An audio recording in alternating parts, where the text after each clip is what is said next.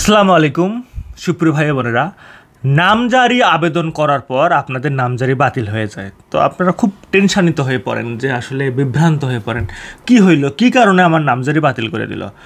যদিও এসিল্যান্ড অফিসের উপর নির্দেশনা দেওয়া আছে কোন কারণে নামজারি বাতিল করলেন, কি কারণে নামজারি বাতিল করলেন, এগুলো আবেদনকারীকে জানাতে হবে। এবং তার যদি কাগজপত্রের কোনো ঘাটতি থাকে, কাগজপত্র অস্পষ্ট হয়, স্ক্যান ফাইল অস্পষ্ট হয়, সেগুলো তাকে আবার পুনরায় জমা দেওয়ার জন্য 7 দিন সময় দিতে হবে। তাকে কোনো কারণ দর্শানোর নোটিশ দেওয়া ছাড়া, তাকে কোনো সুযোগ দেওয়া ছাড়া, তাকে 7 দিন সময় দেওয়া ছাড়া হুট করে নামজারি বাতিল করা যাবে না। কিন্তু তারপরেও দেখা যায় এসিল্যান্ড অফিস এই নিয়মটা ব্রেক করে তারা হুট করে নামজারি নামঞ্জুর করে দেয়। আপনার ফোনে মেসেজ আসে আপনার নামজারি নামঞ্জুর করা হলো। তো আপনারা আসলে বিভ্রান্ত হবেন, আমাদেরকে জানান। ডিসক্রিপশন বক্সে হোয়াটসঅ্যাপ নাম্বার থাকে, এখান থেকে নিয়ে আপনারা আমাদেরকে হোয়াটসঅ্যাপ করেন যে ঘটনাটা কী কারণে আমার নামজারিটা নামঞ্জুর হয়ে গেল। তো এগুলো এই কারণগুলোর মধ্যে যেগুলো আমরা বলবো সেগুলোর মধ্যেই থাকে কারণগুলো, কিন্তু এগুলো আপনাকে তার জানানোর সময় দেওয়া উচিত। আপনাকে এই কাগজগুলো পুনরায় জমা দেওয়ার সুযোগ দেওয়া উচিত, আপনাকে আপনার ব্যাখ্যাটা দেওয়ার সময় দেওয়া উচিত, কিন্তু তারা তা দেয় না। তো যাই হোক, এখন দেয় না, এটা জবাবদিহিতা কে নেবে? এটা তো আমরা জবাবদিহিতা নিতে পারবেন, এটা সরকার নেবে। তো আপনার কাজ হচ্ছে এই বিষয়গুলো যেগুলো আমরা বলবো আপনি খুব ডেফিনেটলি, খুব সুন্দরভাবে, একদম খুব সুন্দরভাবে, সুনির্দিষ্টভাবে এগুলো জমা দিবেন। ভালোভাবে খেয়াল রাখবেন যেন আপনার নামজারিগুলো নামঞ্জুর না হয়। প্রথম কথায় আসা যাক, যখন নামজারিটা আপনি আবেদন করেন, তারপর যখন এটা তদন্ত হয় ইউনিয়ন ভূমি সহকারী কর্মকর্তার কাছে, তখন তিনি একটা প্রতিবেদন দেন, এবং এই প্রতিবেদনে এই তদন্তটা তিনি যে করবেন এবং তার উপর যে দায়িত্বটা থাকে, সেখান থেকে তিনি এই বিষয়গুলো খেয়াল করবেন। এগুলোর যদি উনি গরমিল পান, তাহলে আপনার নামজারিটা নামঞ্জুর করে দিতে পারে। তো কি আবেদনকারী কিভাবে জমি প্রাপ্ত হয়েছে, দলিল মূল্যে প্রাপ্ত হলে কত তারিখের কত নং দলিল মূল্যে কার নং থেকে নিকট থেকে প্রাপ্ত হয়েছে, আবেদনকারী কিভাবে জমিটা পাইল, তিনি হেবা সূত্রে পাইল, দান সূত্রে পাইল, নাকি কবলা সূত্রে পাইল। এখন যদি কবলা সূত্রে দলিল মূল্যে প্রাপ্ত হয়ে থাকে, যে কোনো দলিল মূল্যে হয়ে থাকে, এটা হেবা হইতে পারে, এটা দান হইতে পারে, এটা কবলা হইতে পারে, তখন দলিল নং স্পষ্ট থাকবে, কত তারিখে দেওয়া হয়েছে সেটা স্পষ্ট থাকতে হবে, এবং কে দিয়েছে সেটাও স্পষ্ট থাকতে হবে। এগুলোর মধ্যে কোনো একটা যদি অনির্দিষ্ট থাকে, ঘোলা থাকে, ঠিকমতো দেওয়া হয় নাই, সালটা ভুল করা হয়েছে, তারিখটা ভুল করা হয়েছে, তখন কিন্তু আপনার নামজারিটা আটকে যাবে, নামঞ্জুর করে দেওয়া হবে।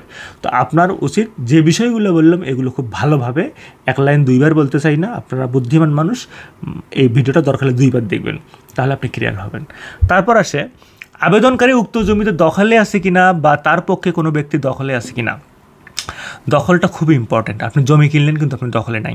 যখন ইউনিয়ন ভূমি কর্মকর্তা অথবা সার্কেল অফিসের কর্মকর্তা, এটা শহর হয়ে থাকলে ইউনিয়ন ভূমির জায়গা সার্কেল অফিস হয়ে থাকে, তখন তিনি যেটা আপনারটা চেক করবেন, ওখানে গিয়ে উনি জিজ্ঞেস করবেন যে এই জমিটার দখলে আছে কে, এই ফ্ল্যাটটার দখলে আছে কে, এই প্লটটার দখলে আছে কে। আপনি যদি সঠিক উত্তর না দিতে পারেন, বা আপনি যে নাই, অন্য জনের নাম বললো, আগের মালিকের নাম বললো, অন্য কারো নাম বললো, তাহলে কিন্তু আপনার নামে নামজারি হবে না। এটা খুব সিরিয়াস ইস্যু। আপনি টাকা দিয়ে কিনলেও যদি আপনি দখলে না থাকেন, আপনি কিন্তু নামজারি করে নিতে পারবেন না। অথবা আপনি, অথবা আপনার প্রতিনিধি, আপনার ছেলে, মেয়ে, ছেলের বউ, আপনার ফ্যামিলির কেউ থাকলেই হবে, কোনো সমস্যা নেই। তারপর দাতার জমি বিক্রির এখতিয়ার ছিল কিনা। যিনি আপনাকে জমিটা দিয়েছেন, আপনি যদি কিনে থাকেন, সেক্ষেত্রে তার কি এখতিয়ার আছে? সে কি তার বোনকে ঠকিয়ে জমিটা দিয়েছে? সে কি তার ভাইকে ঠকিয়ে জমিটা দিয়েছে? সে কি তার ভাইয়ের জমি বেশি করে আপনার কাছে বিক্রি করতেছে? সে কি তার অংশ বিক্রি করা শেষ থেকে তার মায়ের অংশ, বাবার অংশ, তার হচ্ছে বোনের অংশ, তার ভাতিজির অংশ, সেগুলো কি বিক্রি করতেছে? তার কি এখতিয়ার ছিল? সে কি তার অংশের বেশি বিক্রি করতেছে? এই প্রশ্নগুলো ওই জায়গায় আপনাকে করা হবে, ওই কাগজের উপর করা হবে। যদি দেখা যায় যে তার এখতিয়ার নাই, সে বোনদের জমি, ভাইয়ের জমি, অন্য কোনো সহশরিকের জমি এখানে ঢুকিয়ে দিয়েছে, বিক্রি করেছে, তাহলে কিন্তু নামজারিটা হবে না, নামঞ্জুর হয়ে যাবে। তারপর উক্ত জমিতে সরকারি কোনো স্বার্থ আছে কিনা। সরকারি যে কোনো ধরনের স্বার্থ থাকতে পারে। অনেক দিন 3 বছর খাজনা না দিলেও সরকারি স্বার্থ উদ্ভব হয়। আরও অনেক কিছু থাকে বিষয়াদি, পানি উন্নয়ন বোর্ডে এটা সেটা হাবিজাবি, এগুলো এত কিছু ব্যাখ্যা করলাম না। সরকারি স্বার্থ যদি কোনো কিছু থাকে, তাহলেও নামজারিটা নামঞ্জুর হবে। মানে আপনার ফোনে মেসেজ আসলে যে নামজারিটা নামঞ্জুর হয়ে গেল, আপনি ওখানে কী হইলো, এখন দেখলেন যে আমার তো সব ঠিক ছিল, দলিল খতিয়ান এটা সেটা বিক্রি এখতিয়ার সব ঠিক আছে, কিন্তু এখানে সরকারি স্বার্থ ছিল, সেটা আপনি হয়তো জানেন না, ওরা বলেও নাই, যদিও ওদের উচিত জিনিসটা ব্যাখ্যা করা। তো এইরকম সরকারি স্বার্থ থাকলে এটা আপনাকে খুঁজে বের করতে হবে, অথবা তাদেরকে গিয়ে জিজ্ঞেস করে বের করতে হবে যে আসলে কী কারণে নামজারিটা নামঞ্জুর করা হইলো। কারণ আপনি সমস্যাটা না বের করতে পারলে এটা তো সমাধান করতে পারবেন না। ষাট বিঘার সিলিং অতিক্রম করেছে কিনা। আচ্ছা, এটার ব্যাখ্যার আগে ওখানে একটা কথা বলি, যদি দেখা যায় যে আপনার জমিটা আপনি টাকা দিয়ে কিনেছেন কিন্তু সরকার স্বার্থে চলে আসছে, তো সেক্ষেত্রে কী করবেন? আপনি যে টাকা দিয়ে জমিটা কিনলেন আপনি কি সরকারকে ছেড়ে দিবেন? না, বিভিন্ন কারণে সরকারি স্বার্থ আসতে পারে, সরকারের বিরুদ্ধেও কেস করা যায়, যে অভিযোগের উপর আপনার ভিত্তিটা নামজারিটা বাতিল করা হচ্ছে সেই অভিযোগটাকেও খণ্ডন করা যায়, সরকারি স্বার্থটাকেও ছুটিয়ে ফেলা যায় বিভিন্ন যুক্তিতর্ক দিয়ে আদালতের মাধ্যমে গিয়ে। এসব বিষয় যদি আপনার মানে কনসালটেশন লাগে, হেল্প লাগে নামজারি বিষয়, ডিসক্রিপশন বক্সে হোয়াটসঅ্যাপ নাম্বার থাকে, ওখানে মেসেজ করবেন, আমরা পরিপূর্ণভাবে হেল্প করার ট্রাই করব। তারপর আসে যে 60 বিঘার সিলিং অতিক্রম করেছে কিনা। 60 বিঘার সিলিংটা হচ্ছে যিনি বিক্রি করতেছেন তার কি ব্যক্তিগতভাবে জমি 60 বিঘার বেশি, যদি 60 বিঘার বেশি হয় এটাও নামজারি হবে না। আপনি যিনি জমি কিনতেছেন তারও যদি 60 বিঘার বেশি জমি হয় আপনার নামও নামজারি হবে না। এগুলো সমস্ত তথ্য কিন্তু ওই সব জায়গায় থাকে, যদিও 100% আপডেট না, একদম একজন লোকের নাম দিয়ে কম্পিউটারে ক্লিক করলেই সঙ্গে সঙ্গে তার নামে কত বিঘে কত জায়গায় আছে এই সুযোগ তেমন একটা নাই। তবে তাদের কাছে যদি ওই মৌজায় বা ওই উপজেলার ভেতরে তথ্য থাকে বা অন্য কোনোভাবে তাদের কাছে তথ্য আসে যে তার এই ভদ্রলোকের ওখানে এতগুলো আছে, তখন কিন্তু এই নামজারিটা হবে না, কারণ আপনি 60 বিঘার সিলিং অতিক্রম করেছেন, এটা সরকারি নির্দেশ আছে।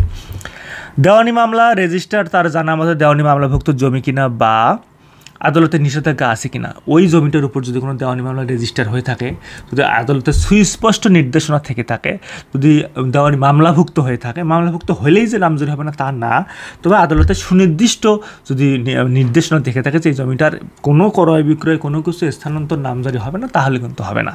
আর অনেক ক্ষেত্রে যদিও আইনে আছে যে নামজারি মানে দেওয়ানি মামলা কোনো জমির উপর থাকলে নামজারি বা বেচা কিনা তো সমস্যা নেই, বেচা কেনাও করতে পারবেন, তো এটা অনেক ক্ষেত্রেই মানে না। কেন মানে না আমি জানি না, এগুলো হয়তো বোঝে কম বা সাহস কম বা ঝামেলায় পড়তে চায় না, এই জন্য হয়তো নামজারি করে না। তারা এই যে আপনার কোনো আদালতের নির্দেশনা থাকলে বা কোনো সরকারি স্বার্থ থাকলে অথবা কোনো মামলা মোকদ্দমা থাকলে তারা নামজারিটা কিন্তু খারিজ করে দেয়। আবার আসে সুস্পষ্ট প্রস্তাব উল্লেখ করতে হবে এবং আবেদনকারীকে এর নামে কত শতাংশ জমি সমস্ত কিছু ডিটেলসে, তার নাম ধাম, তার বিবাদীর যার কাছ থেকে নামজারি নিচ্ছে তারও সমস্ত কিছু ডিটেলসে সমস্ত তথ্য, ফোন নাম্বার, ঠিকানা সমস্ত কিছু লিখে দিতে হবে।